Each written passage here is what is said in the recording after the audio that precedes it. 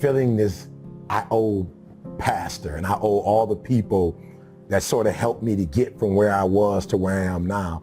And I owe them that tough love, you know, and I owe it to them to believe in themselves and to see that, like, I owe it to myself to recreate that moment between me and him with as many people as I can, as often as I can, because he said to me, listen to me, there's absolutely nothing you can do for me but pay it forward. And at that time, I don't know what pay it forward was. I didn't see the movie at the time, you know, but afterwards I began to understand what he meant. And so I literally wake up every day believing that I owe the people who didn't owe me anything. Now, again, I don't know this to be a fact, but I do believe that there are people who believe that I have value because of where I am. You're talking about people who, at my lowest point, that believed in me in the way somebody today would believe in me based on what I do when I hadn't done anything. And so I'm like, wow, that's rare. People don't necessarily do that. And I just felt I'm obligated to do that to as many people as I possibly can. And that's what I wake up. Like, I wake up every day with this, all right, I'm gonna win a Nobel Prize. And it's not about the Nobel Prize, it's not about Norway. It is about, if LeBron and Michael Jordan are playing for the finals and Gretzky is playing for the Stanley Cup and somebody else is playing for the pennant, like my pennant is the Nobel Prize, because you don't get that without helping millions of people get from one place in their lives, you know, to another. And as a speaker, I try to start with, like, where are you? So if you're in poverty, it's like, okay, I gotta show you wealth. Like, in your own world, I've gotta show you that this ideology that you're holding on to is probably not yours. You know, I tell people all the time, when I grew up, you know, it was no college. Why didn't I want to go to college? I was in Detroit.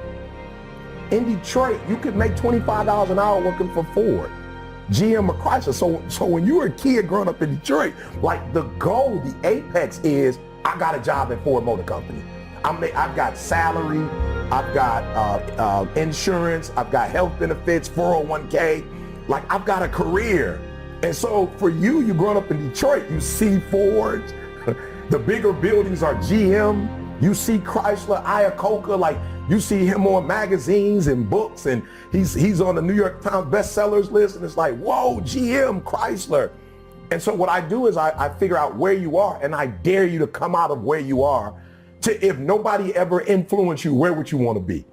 Like, what do you want? What do you want to do? Not what they want you to do. If you could dream, like, what would your best life look like for you? If you didn't have to impress your mom or your dad, you didn't have to go to college because your parents went to college, like, what would you really do? And then if they can tell me, which most people can, some people are so dark that they don't even know what light would look like. But more often than not, a kid would tell me NBA. I said, no, okay, the NBA is over. Where do you live? Where do you live?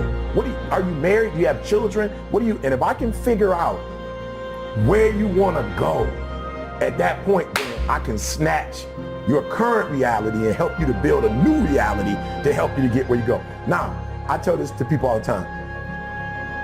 I just wanted a career. I never even heard the word billionaire before.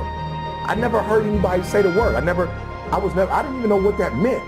And one day I was in the room with Dan Gilbert and Warren Buffett.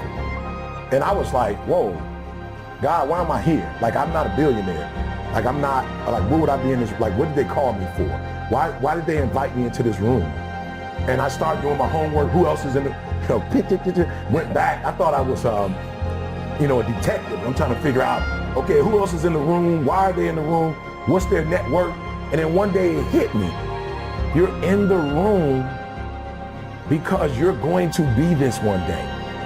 So everything you heard, you didn't hear it just to hear it, just to be like, you heard it because you can do real estate. Like venture capital, you can do that. These are all humans in this room. So for me, I was taken into a reality that I didn't know exists. And Jamal says it best. Your level of exposure often determines your level of success. So I was exposed to billionaires. So what I try to get kids to do is say, look, I want to expose you You could go to LA without going to LA. You could put the things on and go to LA. You can go on the computer. You can read a book. Like, you can get to sunset without ever going. And then once you get to sunset here and get to sunset here, you can get to sunset here. So for me, it's I got to get in here and I got to get in here. And if you let me into these two spaces, I can get you wherever you're trying to get to. People have to understand. And this was Utah. You know, this was a group of guys, 25 to 40 years old. And it was like, guys, you got to understand the third world countries, where it does not matter how early you wake up. It does not matter how long you stay up. It doesn't matter what your skill sets are. It doesn't matter. You don't have opportunity. You have people all over the world who are dying to get here, literally dying to get here. You have an opportunity of a lifetime, and where much is given, much is required. So if you have an opportunity to be wealthy, to build phenomenal relationships, to start a business, like you got LLC, nonprofit, you know what I'm saying, S Corp, like you got opportunities. You got banks that you can get loans from. You can go online and sell stuff from online. Like, you don't even have to have a store anymore. A storefront, like you can literally become rich from your watch. So it's like, yo, instead of you looking at everything that's not, look at what is. So absolutely, is there some stuff to complain about?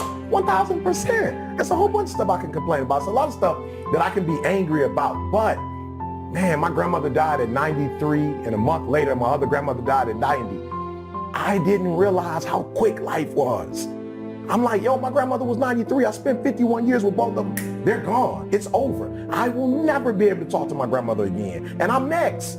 So because life is short, I don't have time to focus on what's not. I've got to focus on what is, then get up and go get it. And for me, it's like, guys, some of you in this room have opportunities that I don't have. Some of you in this room have connections or network I don't have. And I'm killing the game and you're not. So I need you to understand where you are. America's not perfect. I don't know if there's a place on planet Earth that is. So we're not looking for perfect, but we are looking for opportunity, and we have it. So it's like, yo, say it, because I need you to understand what you have, and then I need you to appreciate what you have, and then I need you to go after everything that's got your name on it with no excuses. Because man, when I pulled up and I saw, the skyline, I was like, yo, do you know there were people 400 years ago, 300 years ago, who were in the process of building this, and it was a vision, and they never got to experience it?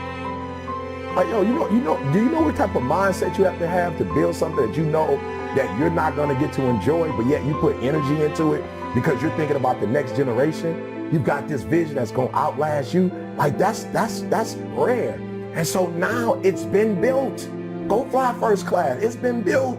Go live on, people ask me, why do you live on the East Coast and then you live on the West Coast? Because it's two coasts.